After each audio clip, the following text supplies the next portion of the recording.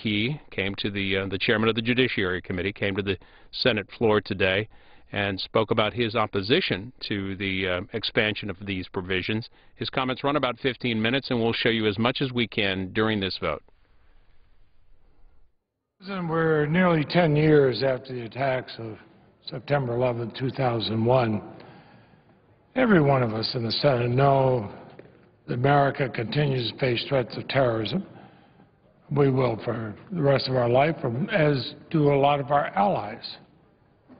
And the President's success after dogged pursuit of Osama bin Laden, success earlier this month, doesn't mean we can become complacent or less resolute. We have to remain vigilant. We have to ensure that dedicated women and men in our law enforcement and intelligence agencies have all the appropriate tools necessary to protect our nation, the American people. But as every Vermonter knows, tools are only useful if they're regularly checked and maintained. Otherwise, they become blunt instruments that can do harm rather than accomplish the job. Now, Congress recognized this basic notion in 2001 when we first wrote the USA Patriot Act. I worked with the then Republican House Majority Leader, Dick Armey. We included sunsets on certain surveillance authorities in the bill. It was something that both of us, even though we had vastly different political philosophies, we both agreed on. We had to have sunset provisions. And in 2006, when Congress reauthorized USA Patriot Act, I worked to ensure that certain sunsets were renewed and added audits on the use of powers with the potential to unnecessarily intrude on the privacy of Americans. We want America to be protected, but we don't want to give a blank check to anybody. Not to a Republican administration, not to a Democratic administration, not to anyone. We are, after all, Americans who believe in our individual liberties. Having granted the government broad authority to gather vast amounts of information about the daily lives of Americans, I wanted to do what we could to ensure that unfettered information gathering didn't occur at the expense of Americans' basic constitutional rights and their civil liberties. The sunsets and audits provide Congress an opportunity to examine whether Patriot Act tools are being used appropriately, and if not, then let's sharpen them or refine them or restrain these tools accordingly. The audits we had in 2005 and 2006 proved to be very helpful because they identified there were abuses in the way the Patriot Act was being used. The abuses were with respect to national security letters and the use of exigent letters. If we hadn't had the oversight, if we hadn't had the sunset provisions, we probably never would have found out about those abuses. But we found out about them, and we worked with the FBI to correct those matters.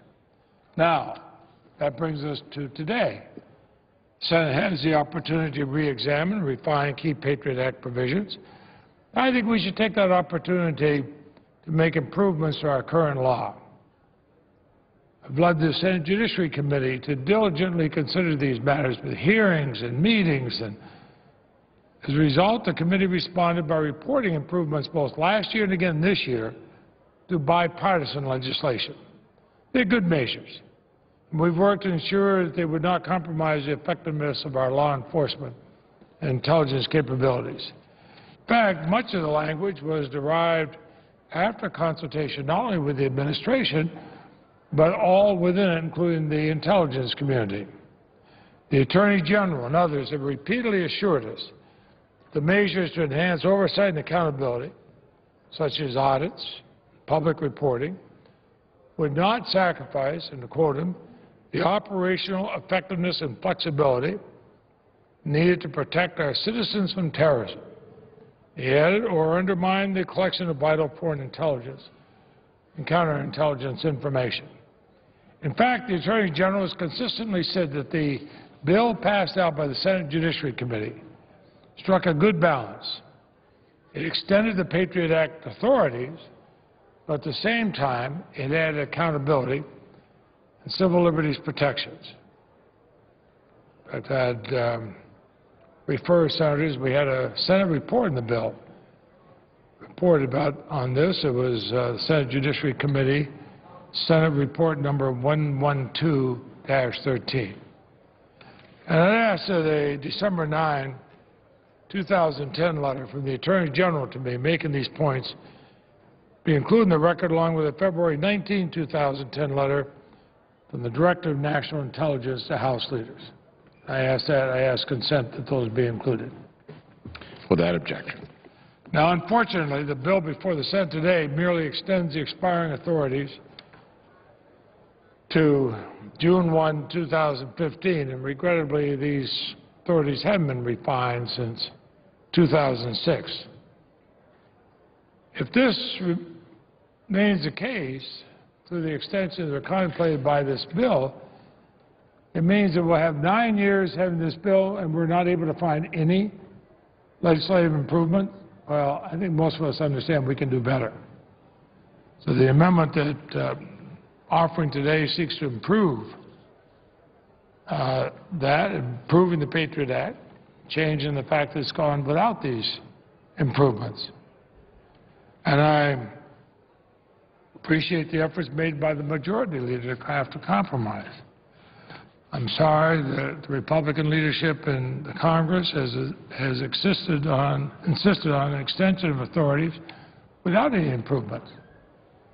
The amendment I have filed and wish to offer, along with Senators Paul, Cardin, Bingman, Kuhn, Shaheen, Wyden, Franken, Gillibrand, Harkin, Durbin, Merkley, Boxer, and Akaka, makes significant improvements to current law, promote transparency, expand privacy, civil liberties safeguard. And I ask unanimous consent to place a sectional analysis of the amendment in the record. Without objection. Now, one of the improvements Congress should make is to repair a constitutional infirmity in the current law. 3 years ago in Doe versus McCasey, the U.S. Court of Appeals for the Second Circuit found that the non-disclosure provision of the statute authorizing issuance of national security letters was constitutionally defective.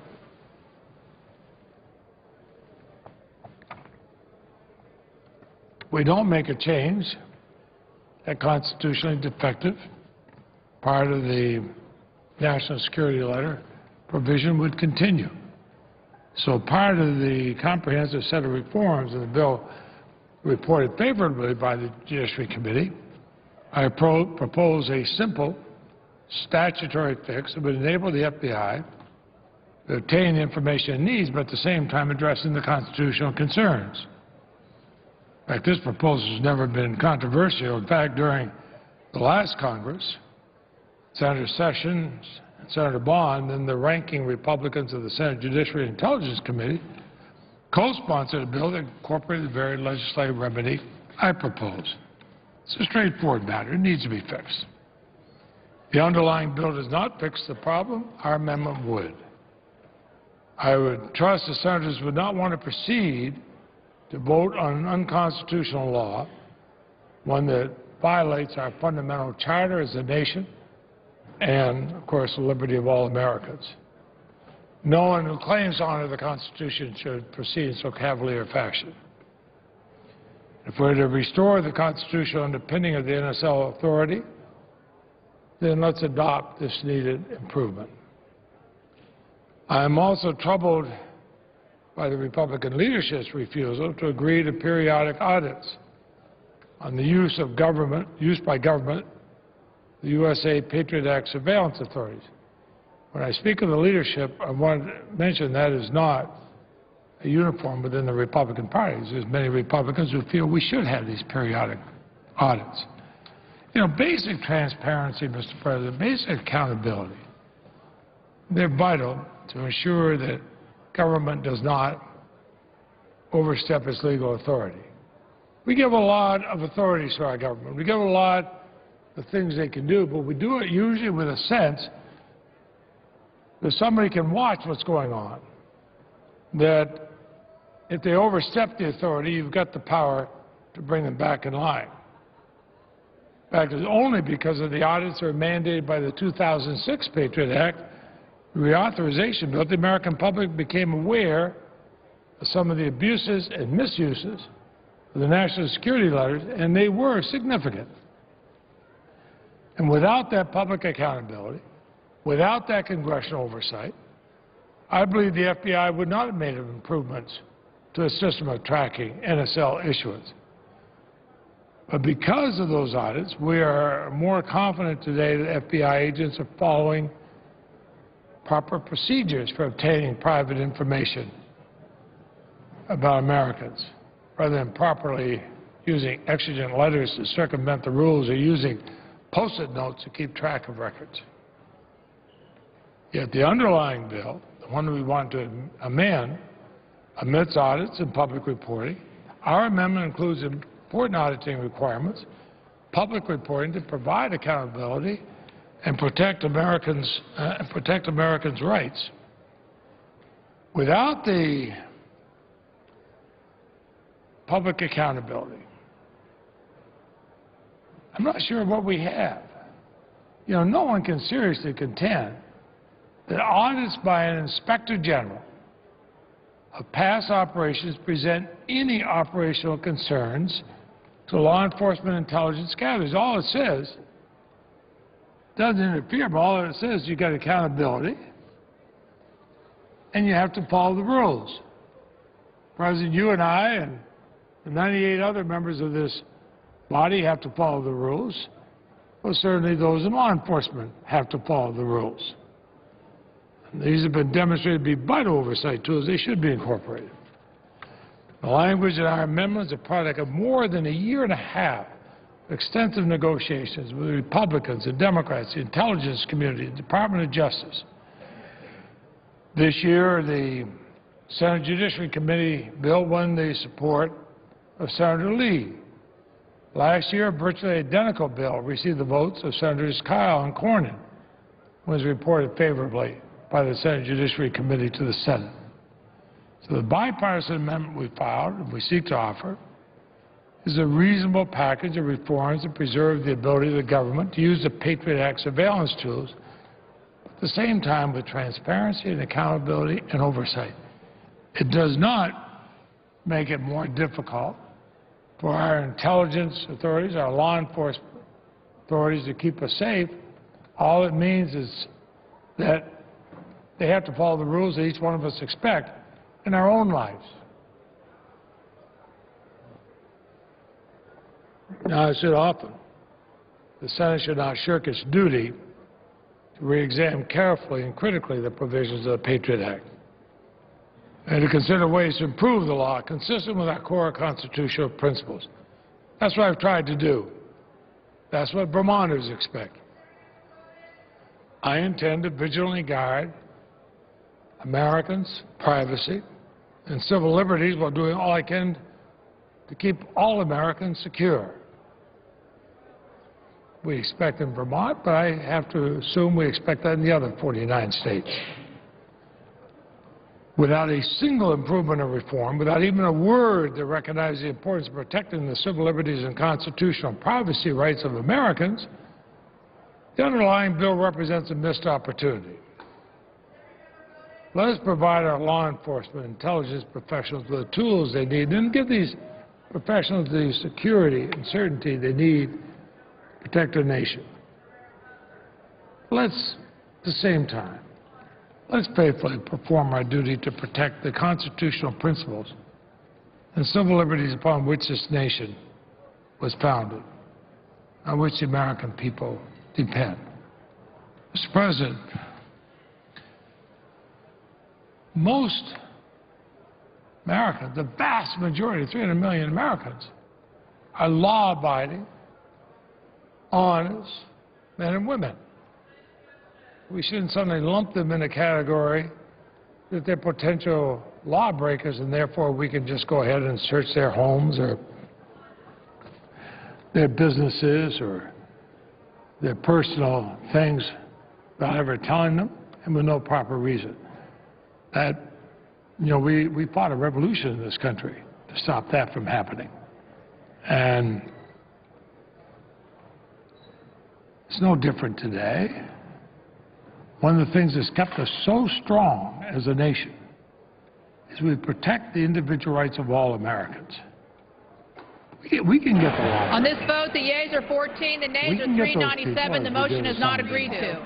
The unfinished business is a request for a recorded vote on amendment number 2, printed in the congressional record by the gentleman from New York, Mr. Tonko, on which further proceedings were postponed and on which the noes prevailed by a voice vote. The clerk will redesignate the amendment.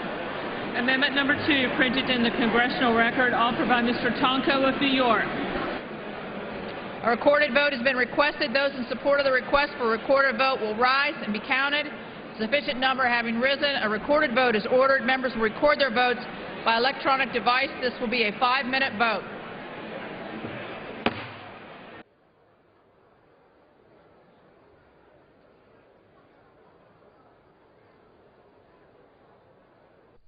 And this is the first of what we expect will be 2 amendment votes to a bill that changes how Congress funds graduate medical education programs. Paul Tonko of New York's amendment would require the Government Accountability Office to conduct a study of the number of primary care physicians. The 5-minute vote, and we expect one more amendment vote after that. And later we expect initial debate, the House to begin initial debate on the Defense Authorization Bill. John Donnelly of CQ writes, however, that the White House today threatened to veto this year's Defense Authorization Bill if it contains certain provisions pertaining to F-35 engines, detainee policies, and nuclear weapons. He writes, in a strongly worded statement of administration policy, the White House expressed, quote, serious concerns over several provisions led by those 3. That's in the Defense Authorization Bill. But here, at this time, 2 amendment votes. We expect 2 amendment votes on this graduate medical education bill. They had been debating an amendment by Virginia Fox left unresolved. This is a measure that would prevent federal funds for medical training from being used to train residents on abortion procedures. And debate on that amendment sort of morphed into a broader discussion on Medicare and the proposed changes in Medicare that Paul Ryan has put out there. In fact, the House spent almost 2 hours discussing and debating those proposed changes. So during this vote, we're going to give you a sample, a little taste of what that debate was like.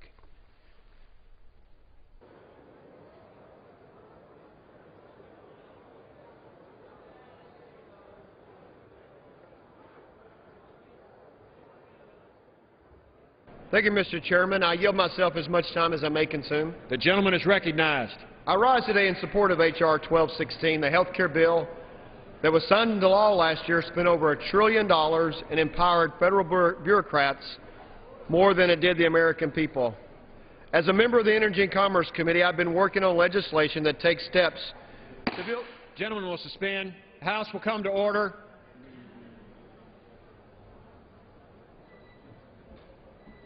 The gentleman from Kentucky is recognized.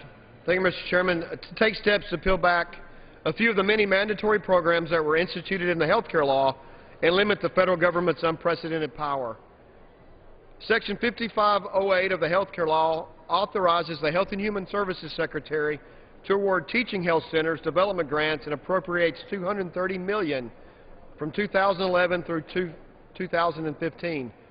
H.R. 1216 amends the Public Health Service Act to convert funding for graduate medical education and qualified teaching health centers from direct appropriations to an authorization of appropriations. This bill is not about the merits of graduate medical education or teaching health centers. Everyone agrees there is strong need for more primary care physicians in our health care system, but picking and choosing one program over another to receive automatic funding is irresponsible. Making these programs mandatory spending is unfair to all of the other health care programs that have to compete every year to continue to receive funds. For example, as HHS Secretary Kathleen Sebelius said during her testimony before the House Energy and Commerce Committee earlier this year, the President's FY 2012 budget eliminates graduate medical education for children's hospitals. While children's hospitals must go through the regular appropriations process to fight for funding, teaching health centers will receive an automatic appropriation. We are $14.3 trillion in debt, and our deficit for this year will approach $1.5 trillion. Congress is making difficult decisions about which programs to fund and which to reduce. We must prioritize, and I find it unfair that some programs are completely shielded and do not have to prove their merit to earn continued funding. Urge my colleagues to vote yes and reserve the balance of my time. The gentleman reserves. The House will come to order. The committee will come to order. The committee will come to order. The gentleman from Texas is recognized. Thank you, Mr. Speaker. I yield myself as much time as I may consume. Without objection. Mr. Speaker, I rise today in strong opposition to H.R. 1216, legislation to convert mandatory funding authorized under the Affordable Care Act for teaching health centers to authorized funding. The Affordable Care Act authorized and appropriated $230 million for a 5-year payment program to support accredited primary care residency training operated by community-based entities, including community-based health centers. This training takes place in community-based settings such as community health centers. Research shows that CHC-trained physicians, for example, are more than twice as likely as their non-CHC-trained counterparts to work in underserved areas. Ensuring that that kind of training takes place, which is what mandatory spending support for programs do. It will help strengthen the primary care workforce in underserved areas, particularly in areas that struggle to recruit and retain sufficient workforce. The Teaching Health Center program supports the training of individuals who will practice family medicine, internal medicine, pediatrics, internal medicine, pediatrics, obstetrics and gynecology, psychiatry, general dentistry, pediatric dentistry, or geriatrics. Those disciplines where we're experiencing significant physician shortages. It's hypocritical for my Republican colleagues to take away this funding. They continue to argue that there's not enough physicians to provide care to people who need them in primary care services. This program is designed to help address this very problem, but they keep trying to have it both ways in the health reform debate, and this is just another example. Today, the majority is going to say that they have an obligation to ensure this program is subject to the appropriations process due to the need for transparency in our spending process and current budget process. Let me remind the majority that we're not the only party who's directed mandatory funding for programs. The majority must have certainly supported autopilot spending, as Representative Fox described it, the Teaching Health Center program earlier this afternoon when they passed the Medicare Modernization Act of 2003, which required mandatory funding for transitional programs. I suppose at that time the majority certainly felt they knew better than the appropriators that the MMA was a worthy program and deserved mandatory programs, even though they passed it under the cover of night with a lot of arm twisting. I can't understand the opposition, particularly from my Republican colleagues. They have repeatedly and inaccurately complained that we don't do enough to promote health workforce expansions, and now they're going to cut funding for the health workforce expansion. Turning the health center program into a discretionary one will make it challenging for these 11 programs that have already made the decision to participate in consultation with key stakeholders like teaching hospitals and their boards, and based on expectation that continuing funding will be available. From converting this program to discretionary funding will also deter other entities from making the business decision necessary to expand residency training, since funding over the next few years could be subject to the annual appropriations fight. This is yet another political stunt by the majority to attempt to defund health reform. This through they're playing games with funds dedicated to ensure we have physicians in our country. Several weeks ago, they couldn't stop talking about Medicaid. On this vote, will be the greatly yeas are improved with the 186, Ryan the budget nays are because it provides 231. The amendment is not agreed to. The unfinished business is a request for a recorded vote on amendment number 9, printed in the congressional record by the gentleman from California, Mr. Cardoza, on which further proceedings were postponed and on which the noes prevailed by voice vote. The clerk will redesignate the amendment. Amendment number 9, printed in the congressional record, offered by Mr. Cardoza of California. A recorded vote has been requested. Those in support of the request for recorded vote will rise and be counted. A sufficient number having risen, a recorded vote is ordered. Members will record their vote by electronic device. This will be a 5-minute vote.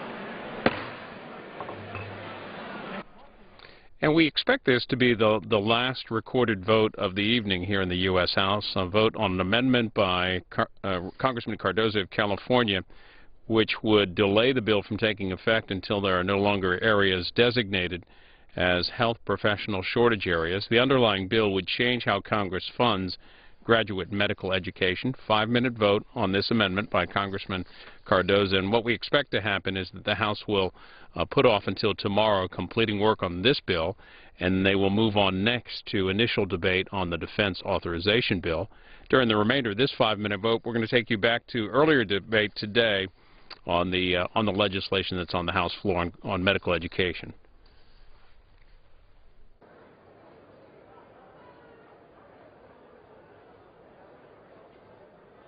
How great would it be to eliminate Medicare by giving seniors vouchers to purchase health insurance? And this week we're busy taking away funds to ensure that we train enough physicians to ensure all Americans have access to affordable care. And once again, the majority has their own priorities. Mr. Speaker, I reserve the balance of my time. The gentleman from Texas reserves. The gentleman from Kentucky is recognized. Thank you, Mr. Chairman. I yield to the gentleman from Pennsylvania 2 minutes, the chairman of the subcommittee. The gentleman from Pennsylvania is recognized for 2 minutes. Thank you, Mr. Speaker, and I'd like to thank the gentleman from Kentucky for his leadership on this issue. Section 5508 of PPACA authorizes the Secretary to award grants to teaching health centers to establish newly accredited or expanded primary care residency training programs. The new health care law, PPACA, provides a mandatory appropriation of $230 million for this purpose for the period from FY 2011 through FY 2015. You may recall that in the President's Fiscal Year 2012 budget, he eliminated funding for training at children's hospitals. Because of this, I and the ranking member of the Health Subcommittee, a gentleman from New Jersey, Mr. Pallone, have introduced H.R. 1852, a bill to reauthorize the Children's Hospital's graduate medical education program for an additional 5 years at the current funding levels. While the administration couldn't find money in its budget for training at children's hospitals, PPACA was somehow able to provide a direct mandatory appropriation of $230 million for other teaching health centers, with no further action, input, or approval required by Congress. And PPACA did this with a number of funds, mandatory appropriations. The bill before us today, H.R. 1216, simply converts PPACA's mandatory appropriations to an authorization, subject to annual appropriations process, just like the Children's Hospital GME program, making it discretionary. Passage of the bill will also save $215 million over 5 years. I urge support of the bill, and I yield back the balance of my time. The gentleman from Pennsylvania yields back his time. The gentleman from Kentucky reserves. The gentleman from Texas is recognized. Mr. Speaker, I yield 2 minutes to my colleague from the Energy and Commerce Committee, Congresswoman Capps. Gentlewoman is recognized for 2 minutes. Thank you, Mr. Speaker. Thank my colleague for yielding, and I rise in strong opposition to this reckless bill. I cannot count the number of times members on both sides of this aisle have decried shortages in the primary care workforce of our communities and working, often in bipartisan manner, to develop ways to increase the primary care ranks. And yet today, the next victim in the Republican obsession with repealing the Affordable Care Act is a program that does deal with these shortages. It increases our primary care physician ranks and trains them with special expertise in serving the community. The bill before us would defund this program, taking many qualified Americans out of the primary care workforce before they even have an opportunity to join it. Moreover, cutting these training programs would also affect already existing jobs at the 11 community-based entities that have already expanded their programs to train these new doctors. Taking away this funding will force possible layoffs and have a chilling effect on other sites developing this type of program. Yes, it is paid for through mandatory funding, but that is not unheard of or even unusual. In fact, the federally funded graduate medical education program, which has had measured success in strengthening our healthcare workforce, is a mandatory spending program. The program the Republicans are trying to cut today is simply a complement to this GME program, focused on community-based care and prevention. The choice on H.R. 1216 is clear. If you believe that we do not have a jobs problem and that we have all the doctors we'll ever need, then go ahead and vote for this bill. But if you believe that we need to create good jobs and the professionals to fill them, that we need more primary care providers, you must vote against H.R. 1216 and protect this very important program. We can't have it both ways. I urge a no vote, and I yield back. The gentlewoman from California yields back. The gentleman from Texas reserves. The gentleman from Kentucky is recognized. Thank you, Mr. Chairman. I will now yield 4 minutes to my friend from Tennessee, Representative Blackman. The gentlewoman from Tennessee is recognized for 4 minutes. On this vote, the yeas are 182, the nays are 232. The amendment is not agreed to. For what purpose does the gentleman from Kentucky rise? Madam Chairman, Gentleman is recognized. I move the committee do now rise. Question is on the motion to rise. All those in favor say aye. Those opposed, no. The ayes have it. The committee rises.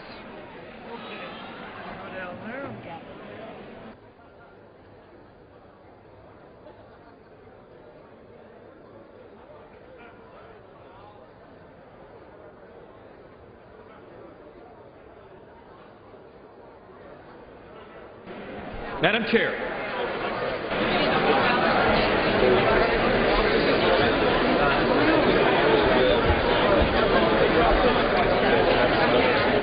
Okay.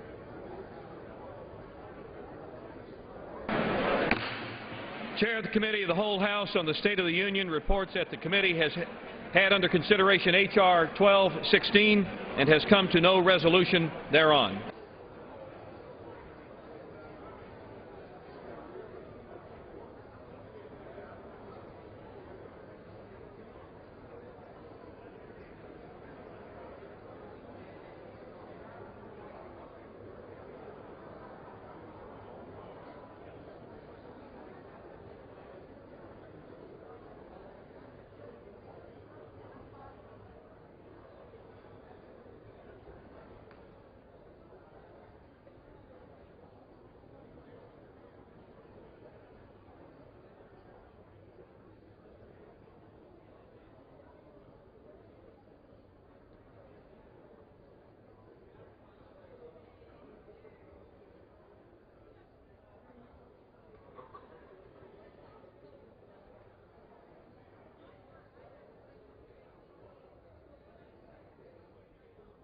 We do it now.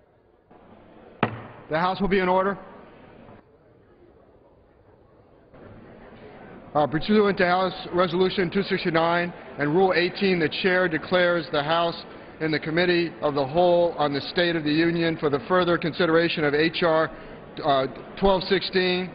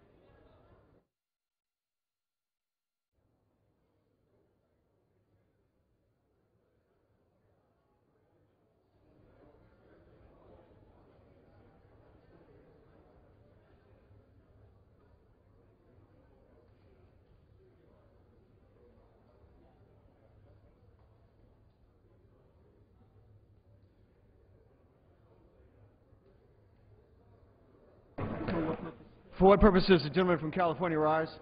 Mr. Speaker, I ask unanimous consent that all members may have 5 legislative days in which to revise and extend their remarks, include extraneous material on H.R. 1540. Without objection. Pursuant to House Resolution 269 and Rule 18, the Chair declares the House in the Committee of the Whole House on the State of the Union for the consideration of H.R. 1540. The Chair appoints the gentleman from Arkansas, Mr. Womack, to preside over the Committee of the Whole. Okay.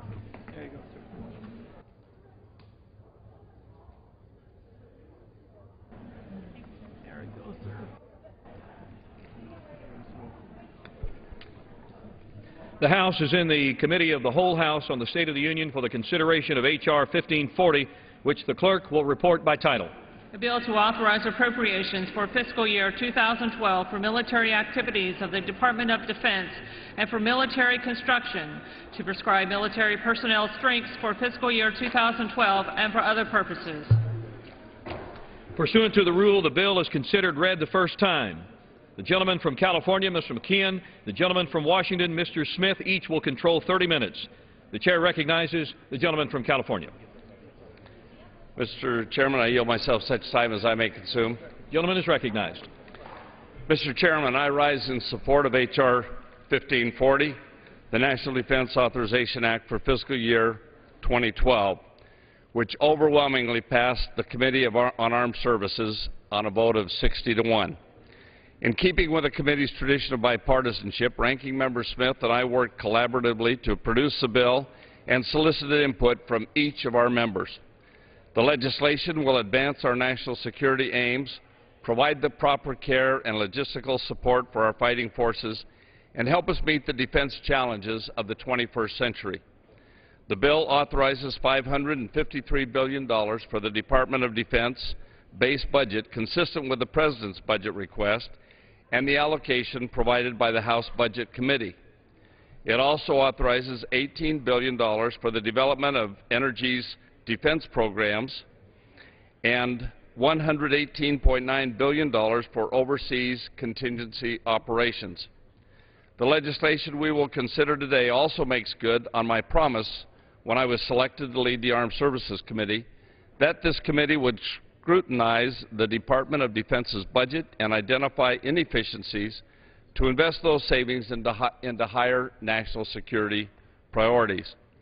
We examined every aspect of the defense enterprise, not as a target for arbitrary funding reductions as the current administration has proposed, but to find ways that we can accomplish the mission of providing for the common defense more effectively.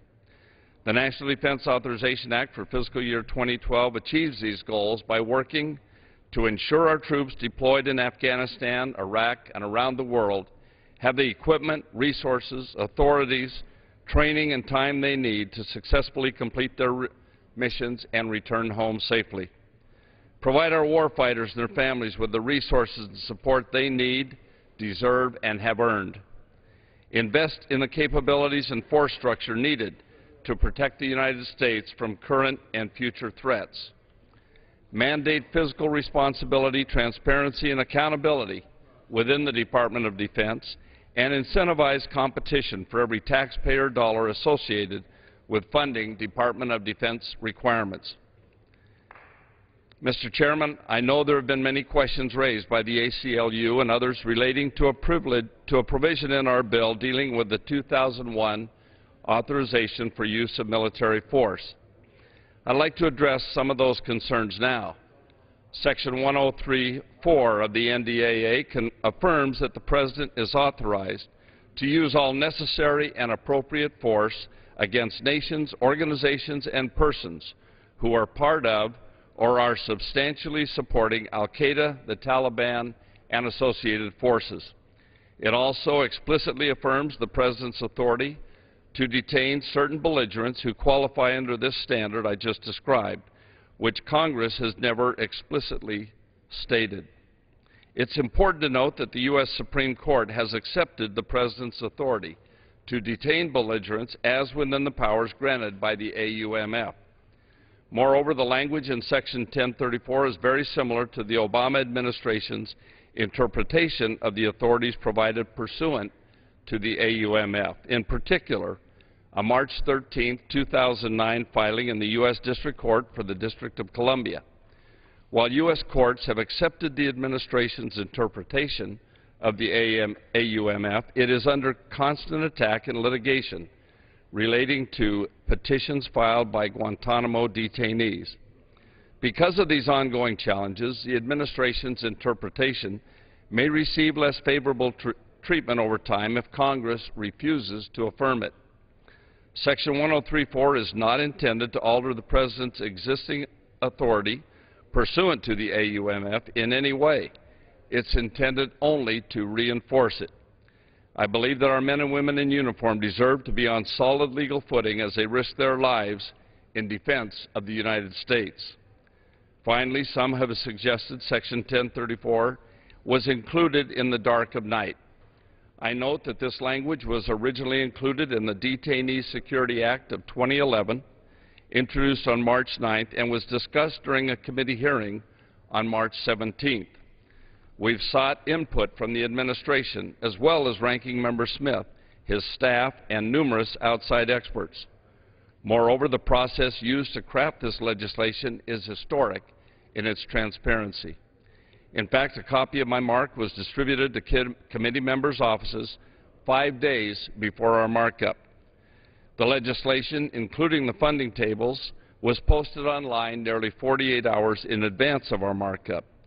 It's also noteworthy that there are no earmarks in the National Defense Authorization Act for fiscal year 2012. Every member request to fund a defense capability was voted on and includes language requiring merit-based or competitive selection procedures. To those who are concerned that members may unduly influence the Department of Defense to direct funds to a particular entity, I can only recall the words of my good friend, the former chairman of the Armed Services Committee, Ike Skelton, who would say, "Read the amendment. What does it say?" If DOD chooses to violate the law and the text of a provision in the NDAA requiring merit-based selection, the Armed Services Committee will take them to task. Finally, I thank the chairman and ranking member of the Rules Committee for working with us to bring this measure to the floor.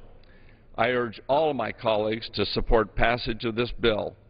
In partnership with you, we look forward to passing the 50th consecutive National Defense Authorization Act, and I reserve the balance of my time. Gentleman's time is reserved. Gentleman from Washington. Thank you, Mr. Chairman. I yield myself such time as I may consume. Gentleman is recognized. Thank you. I, too, rise in support of this bill, the 2012 National Defense Authorization Act, and I want to begin by thanking the chairman and our staffs for the outstanding work that they've done putting together this bill. I think Mr. McKeon has more than risen to the level of the bipartisan tradition of our committee. He has upheld the tradition held by our predecessors that this committee should work together, Republicans and Democrats, that it should be an open and transparent process.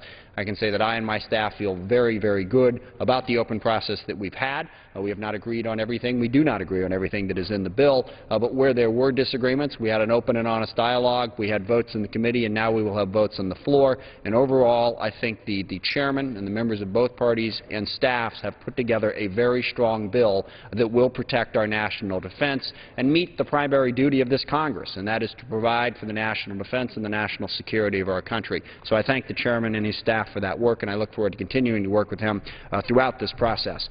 I also want to note one of our members who was not able to be there during the course of our markup, as she usually is, but nonetheless contributed greatly to the process. We all miss Congresswoman Gabrielle Giffords' presence on the committee, but we worked very closely with her staff on issues and priorities that have been important to her during her time on the committee, and she and her staff are still doing an outstanding job for the committee and contributing to this process. So I thank them, and we all look forward to Gabby coming back to this body and continuing her work. In putting together this bill, there are 5 main areas of priorities that I think we should focus on. First and foremost, whenever we have troops out in the battlefield, as they are in Afghanistan and Iraq, and also spread out in a whole lot of other countries, priority number 1 has to be to make sure that we give them the support, the equipment and the means necessary to carry out the mission that we have given them. I believe that this bill prioritizes that, both within the base bill and within the overseas contingency operations funding, to make sure that our troops in Afghanistan and Iraq elsewhere have the equipment they need to carry out the mission that we have given them. Second, I believe that counterterrorism and the fight against al-Qaeda must continue to be a top priority of this committee, and I believe that we strongly support that once again. We all learned as a nation and the world with the killing of Osama bin Laden Laden how effective our Special Operations Command and other elements of our counterterrorism policy can be, but we also need to be mindful that the job is not done. We need to continue to fund those priorities, and I do want to specifically commend the folks at the Special Operations Command. I had the great privilege of chairing the subcommittee that's had jurisdiction over the Special Operations Command for 3 years. They do a fantastic job for our nation. Certainly everybody saw that in the case of getting bin Laden, but they do it every day in many, many ways that many people do not know and do not recognize, so I thank them for their outstanding work. We also have a huge challenge with the budget. As the chairman mentioned, finding efficiencies in the defense budget is going to be critical. As we have heard on this floor over and over again in many contexts, we have a massive deficit. We have a deficit that is over 33% of what we spend. The defense budget is 20% of the overall budget. You cannot take 20% of the overall budget off the table and effectively deal with a deficit of that size. We are going to have to look carefully at where we spend our money in defense, just like at everywhere else, to make sure that we're getting the most for our dollar. I believe we have done that effectively in this bill, but I also believe that going forward that task is going to get harder, not easier. We must find ways to save money and spend it more efficiently within the Department of Defense. I also believe that our policy in Afghanistan is going to be critical. As I mentioned, we certainly fund our troops in the our policy in Afghanistan is going to be critical. As I mentioned, we certainly fund our troops in the effort that they are performing right now in Afghanistan, but going forward, we are going to really need to begin to bring those troops home to complete that mission. We will have some amendments that address that issue during the course of this bill. I look forward to that debate because I think this Congress needs to play a strong role in concluding our mission successfully in Afghanistan. And lastly, the issue that the chairman mentioned that I think is very important in this bill is detainee policy and the AUMF.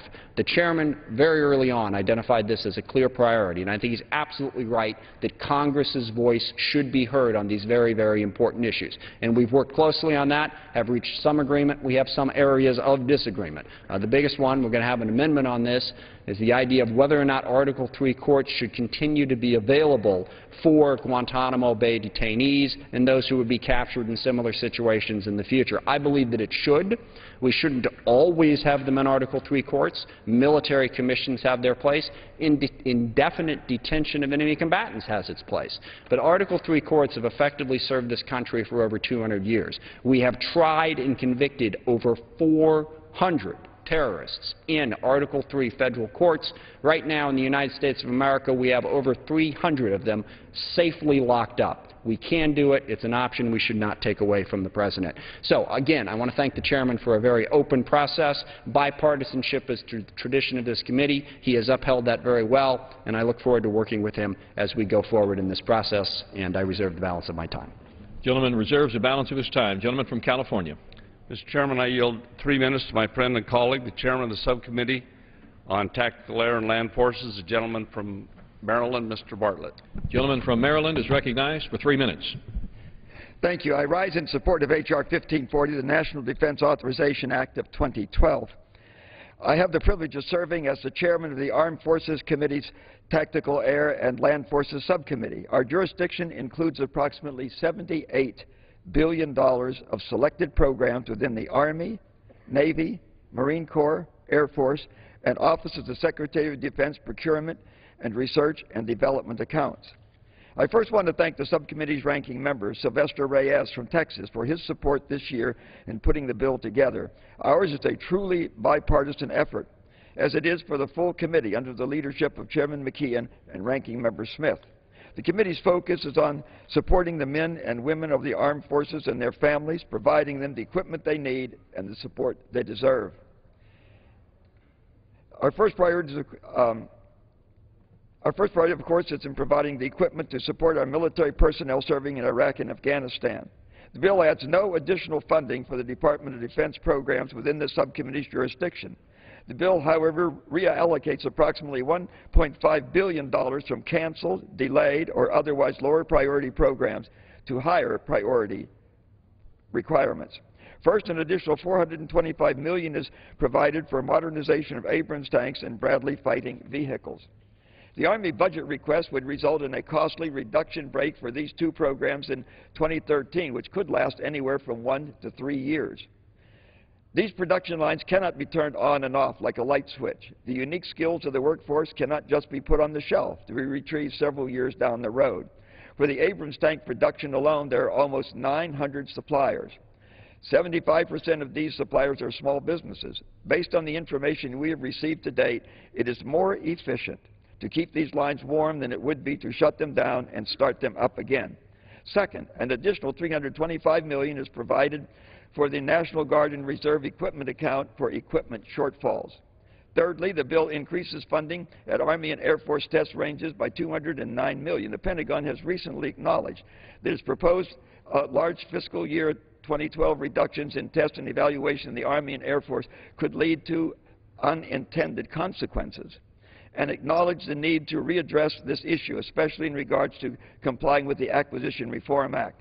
Finally, acquisition and sustainment of the engine for the F-35 aircraft over its lifetime is estimated to cost well over $100 billion. The Armed Forces Committee has believed and continues to believe that the F-35 engine acquisition and sustainment should be done on a competitive basis.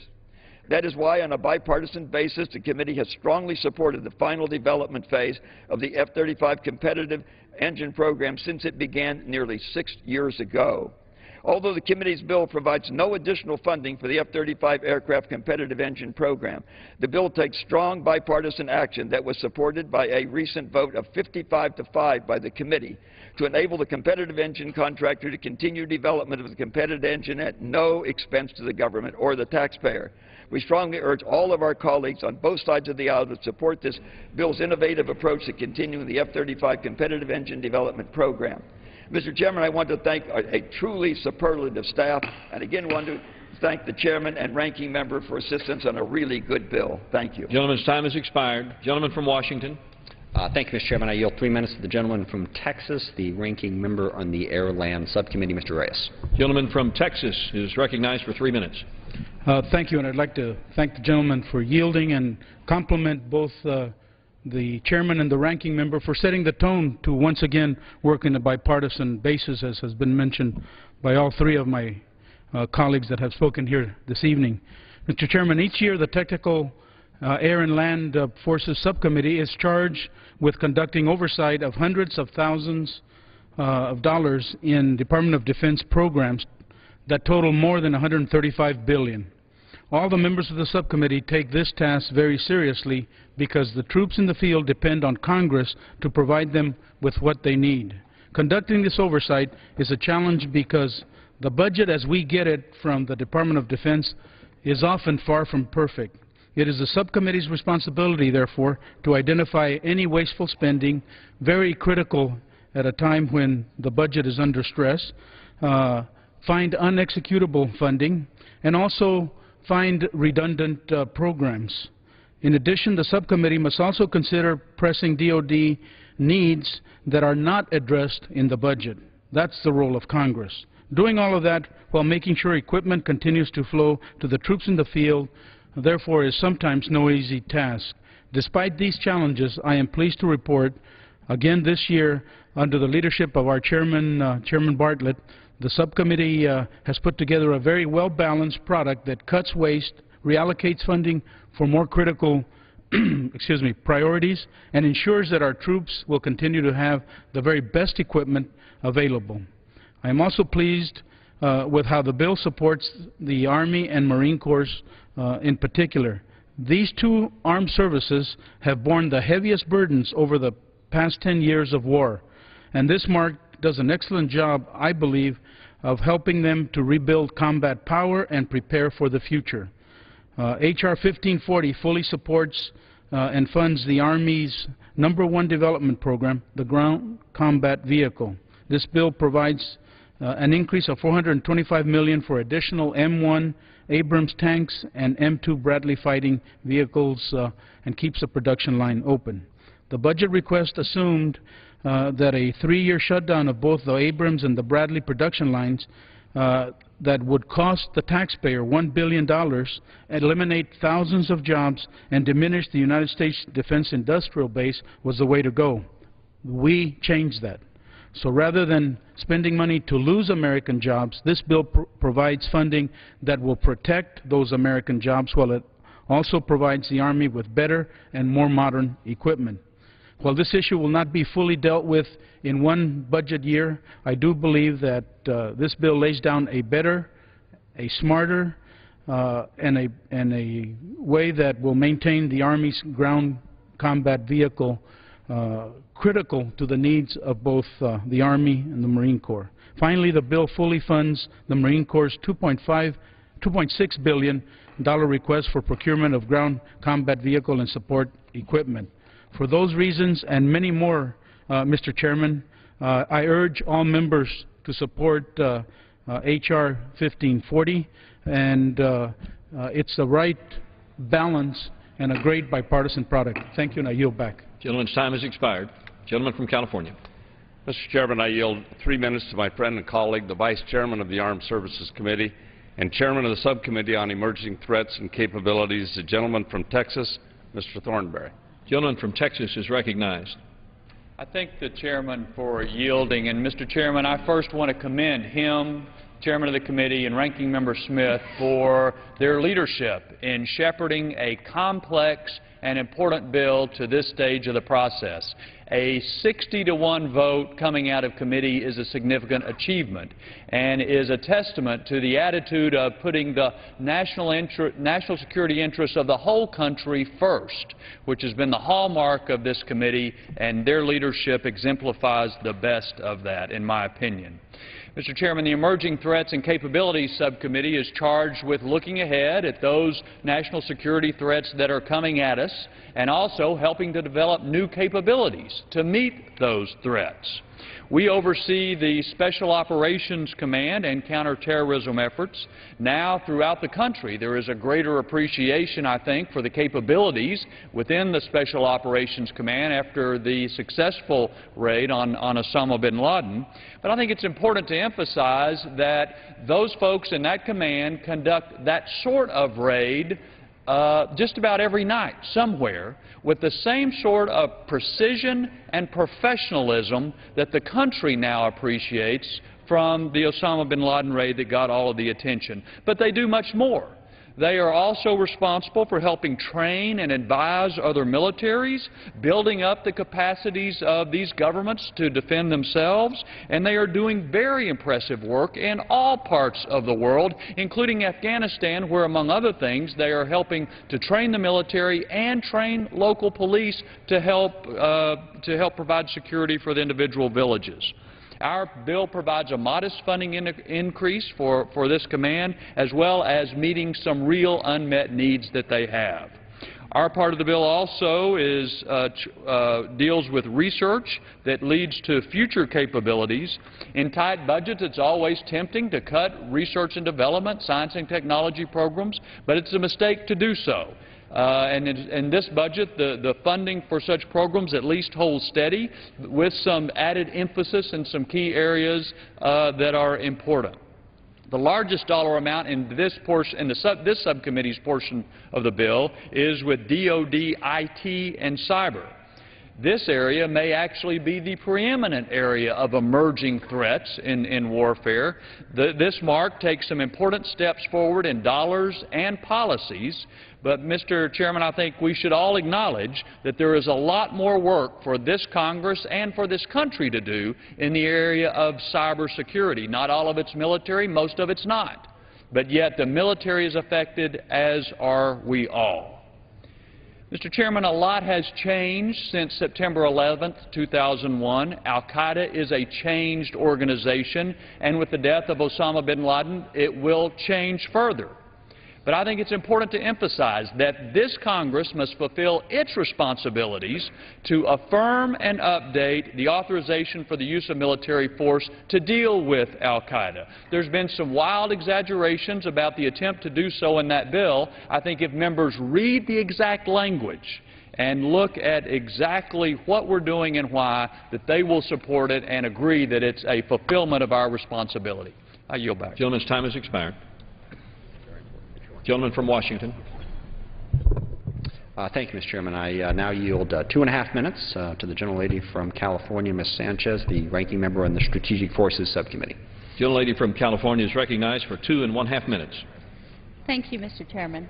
And I'd like to thank my ranking member and Chairman McKeon for really a great bipartisan bill. So I'm feeling pretty good about this one. Actually, in my committee with Chairman Turner and all our subcommittee members, we were really able to come together and make a very good contribution. And I thank Mr. Turner for his leadership.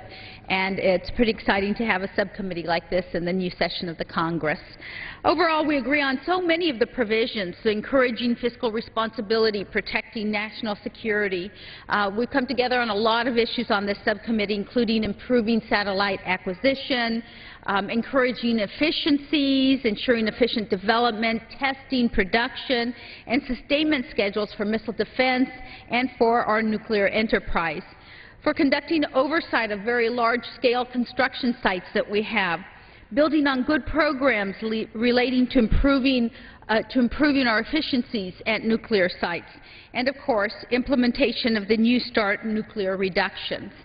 I also want to highlight the work that our subcommittee did with respect to nonproliferation programs and working on this. This is so incredibly important to our security. It's not just about how many weapons people have, but really about what old weapons, what weapons need to be turned in, where weapons are, how we safeguard weapons around the world. So we really came together on that. And one of the areas that we disagree, and you'll see some amendments along the way, is this whole issue of our ground-based missile defense. Quite frankly, the Pentagon and the President's budget, we feel, was enough money to continue our work of research and development and testing in that arena. And unfortunately, the Republican side of the committee wants to put more unnecessary funding into that. And of course, I oppose the provisions that restrict the President's authority over nuclear weapons, including implementing reductions in the number of nuclear weapons and restricting U.S. nuclear employment strategy, all which I personally believe undermine our efforts to reduce the danger of nuclear weapons. The Statement of Administration Policy has noted a potential veto threat because of those provisions that we could not agree upon. But again, I'd like to reiterate my thank you to Chairman Turner and to all our members of our subcommittee, and I look forward to this debate, and I will yield back to the gentleman. Gentlelady's time has expired. Gentleman from California.